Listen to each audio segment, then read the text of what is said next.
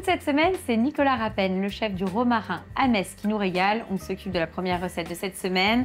Donc, t'es parti sur du saumon. Faire un petit tartare de saumon. Ok. Tout simplement, bien rafraîchi.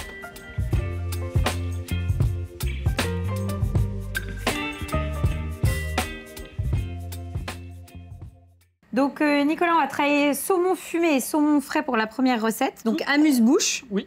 Bah, voilà, dis-moi, on commence par quoi? Donc, on va tailler notre saumon frais, notre saumon fumé Ok. en tartare. Bah, je te laisse faire. Alors, on ne va même pas tout prendre parce qu'on a un gros morceau. Donc là, l'idée, c'est de travailler un petit amuse-bouche autour du saumon avec des marqueurs, voilà, fraîcheur.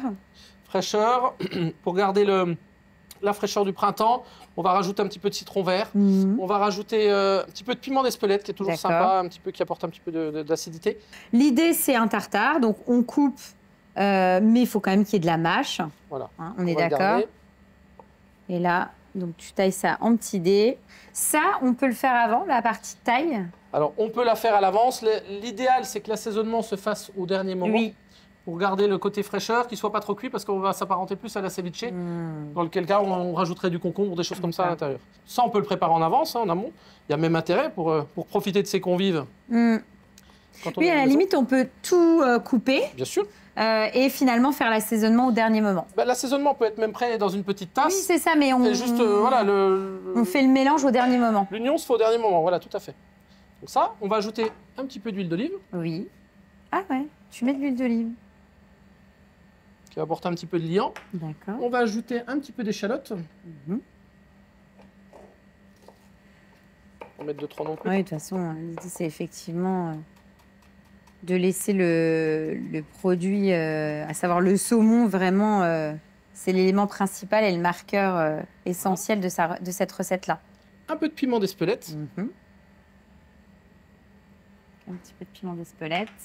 On va mettre un petit zeste de citron vert pour apporter un peu la fraîcheur. Oui. On pourra en remettre même sur le dessus pour le côté esthétique. D'accord. Au lieu de mettre du sel, alors on pense qu'on a quand même un saumon fumé, donc qui va déjà saler un peu la préparation. On va mettre quelques gouttes de sauce soja. D'accord. Ah ouais, tu assaisonnes avec la sauce soja. Ok. Voilà. Et là, en termes de quantité, tu as mis du temps pour temps? Saumon fumé, saumon frais? On est à peu près en temps pour temps. On va rajouter juste un petit peu d'aneth pour le côté vert. Après, si vous n'avez pas d'aneth, on peut mettre de la ciboulette, ça marchera bien aussi. On est d'accord. Ça ira très très bien. Même une petite pointe d'ail des ours. Ah oui. Là, qu'on commence à voir dans la forêt. Alors très léger parce que ça va tout de suite emporter. Oui, bah à la limite, parce que là, toi, t'es parti sur un petit... On aurait pu faire un pistou d'ail des ours. Un petit pistou basilic, mais effectivement, l'ail des ours, ça marche super bien. Très bien, très très bien. Voilà. Donc là, c'est bon, on n'a plus qu'à dresser, quoi. On n'a plus qu'à dresser. Ah ouais, on est vraiment dans une recette minute. Recette minute, très simple à exécuter.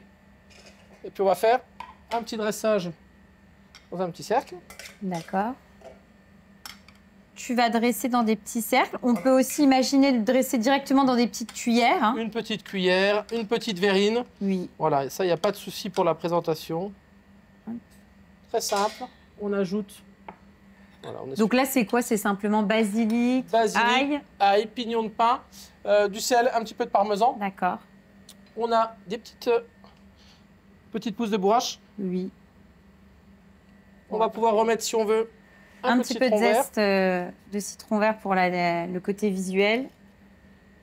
Et après, un tout petit coup de poivre. Bon, bah, super. Voilà, petite mise en bouche. Eh ben, on va la goûter, cette petite mise en bouche. Eh oui. On y va, on goûte? Allez. Hop. On récupère un petit peu de pesto, on fait comment? Oui? Non? On fait comme bon, comme bon nous semble. Comme ça marche.